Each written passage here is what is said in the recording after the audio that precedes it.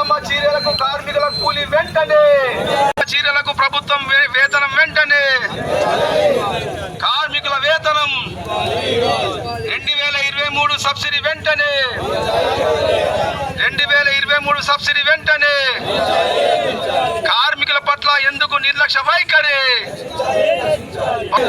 Powerloom కార్మికుల పట్ల ప్రభుత్వ అధికారుల నిర్లక్ష్య వైఖరి, పవర్లూమ్ కార్మికుల పట్ల పాలకులు, పవర్లూమ్ కార్మికుల రోజుకు 1000 రూపాయల వేతనం వచ్చే విధంగా కూలీ, ఇందిరమ్మ చీరలకు రోజుకు 1000 రూపాయల వేతనం వచ్చే జిందాబాద్ సిఐటియు 10% యానం సబ్సిడీ వెంటనే. పవర్లూమ్ కార్మికుల పట్ల ప్రభుత్వ నిర్లక్ష్య వైఖరిని నిరసిస్తూ మరి పవర్లూమ్ కార్మికులకు రావాల్సినటువంటి 2023 సంవత్సరం 10% యానం సబ్సిడీని వెంటనే అందించే విధంగా కలెక్టర్ గారు చర్యలు తీసుకోవాలని చెప్పి సిఐటియు పవర్లూమ్ వర్కర్స్ యూనియన్ ఆధ్వర్యంలో ఈరోజు కలెక్టరేట్ ముందు ధర్నా కార్యక్రమం చేపట్టడం జరుగుతూ ఉంది. మరి 2023 బతుకమ్మ చీరలకు సంబంధించినటువంటి 10% యానం సబ్సిడీ డబ్బులు దాదాపు 9 కోట్ల రూపాయలు ఇక్కడ కార్మికులకు దాదాపు 5,000 మంది కార్మికులకు రావాల్సి ఉంది.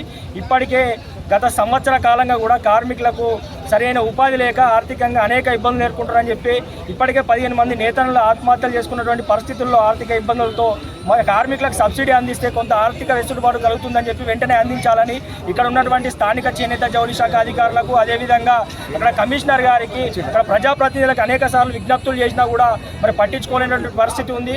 మరి ప్రధానంగా చూసుకున్నట్లయితే కార్మికులకు కూలీ సర్దుబాటు పేరుతో యారన్ సబ్సిడీ ఇస్తూ ఉన్నారు. మరి కూలీ పెంచి ఇస్తే అప్పుడే కార్మికులకు నేరుగా యారన్ సబ్సిడీ డబ్బులు వచ్చేది. కానీ ఈ యారన్ సబ్సిడీ డబ్బులు ఇప్పుడు మళ్ళీ కార్మికులు అడుక్కునే పరిస్థితి, ప్రభుత్వాన్ని అడుక్కునే పరిస్థితి ఎందుకు తీసుకొచ్చారని చెప్పి మేము అడుగుతూ ఉన్నాము. అదేవిధంగా వెంటనే వారం రోజుల్లోపు యారన్ సబ్సిడీ డబ్బులు కార్మికులకు అందించాలి. అదేవిధంగా ప్రభుత్వము ఆత్మహత్యల నేపథ్యంలో ఇక్కడ కార్మికులకు ఉపాధి కల్పించి మెరుగైన వేతనాలు అందించాలనే డిమాండ్లతోని ఇక్కడ బతుకమ్మ చీరల స్థానంలో మహిళా పొదుపు సంఘాల చీరల ఆర్డర్లు ఇవ్వడం జరిగింది. కానీ ఇట్టి ఆర్డర్లకు సంబంధించి కార్మికుల ఉపాధి వేతనాల కోసం అందించినటువంటి ఆర్డర్లకు సంబంధించి కార్మికుల కూలీ ఇప్పటివరకు నిర్ణయించలేదు. మరి కార్మికులకు రోజుకు కనీసం 1000 రూపాయలు వచ్చే విధంగా కూలీ నిర్ణయించాలి. అదేవిధంగా ఈ చీరలకు సంబంధించిన కూలీ కూడా నిర్ణయించాలి. యారన్ సబ్సిడీ డబ్బులు కూడా ఈ చీరలకు ఇవ్వాలి. అదేవిధంగా ఇక్కడ పాలిస్టర్ వస్త్రానికి సంబంధించి కూడా యజమానులు మరి కూలీ తగ్గించి ఇస్తూ కార్మికులకు నష్టం చేసే విధంగా వ్యవహరిస్తూ ఉన్నారు. రోజుకు 100 రూపాయల కూలీ నష్టపోతూ ఉన్నారు. మరి కార్మికులు ఇక్కడ ఒకవైపు ఏమో కార్మికులు పని లేక ఆర్థిక ఇబ్బందులతో ఆత్మహత్యలు చేసుకుంటే ఇక్కడ ఉన్నటువంటి అధికారులు కావచ్చు, ప్రభుత్వం కావచ్చు, ఇక్కడ యజమానులతోని మ్యాక్ సంఘాల ప్రతినిధులతోని ఆశాలతో సమావేశాలు ఏర్పాటు చేసి వారి సమస్యలు పరిష్కరించేందుకే ముందుకు వస్తుంది తప్ప మరి కార్మికులను చిన్న చూపు చేస్తూ కార్మికుల పట్ల నిర్లక్ష్యంగా వేరుస్తుంది. ఇప్పటికైనా ఈ విధానాన్ని మానుకోవాలి. వెంటనే కలెక్టర్ గారు ఈరోజు ఇక్కడ కార్మికులతో సమావేశం ఏర్పాటు చేసి సమస్యలు తెలుసుకొని పరిష్కరించే విధంగా చర్యలు తీసుకోవాలి. లేకుంటే కనుక ఈ వారం రోజుల్లోపు కార్మికుల సమస్యలు పరిష్కరించకుంటే కనుక ఏప్రిల్ 1వ తేదీ నుంచి కూడా మేము అందరం కూడా పవర్లు మనమందరం గల కార్మికులందరూ కూడా మరి విధులు బహిష్కరించి సమ్మెలోకి వెళ్తారని చెప్పి హెచ్చరిస్తా ఉన్నాం.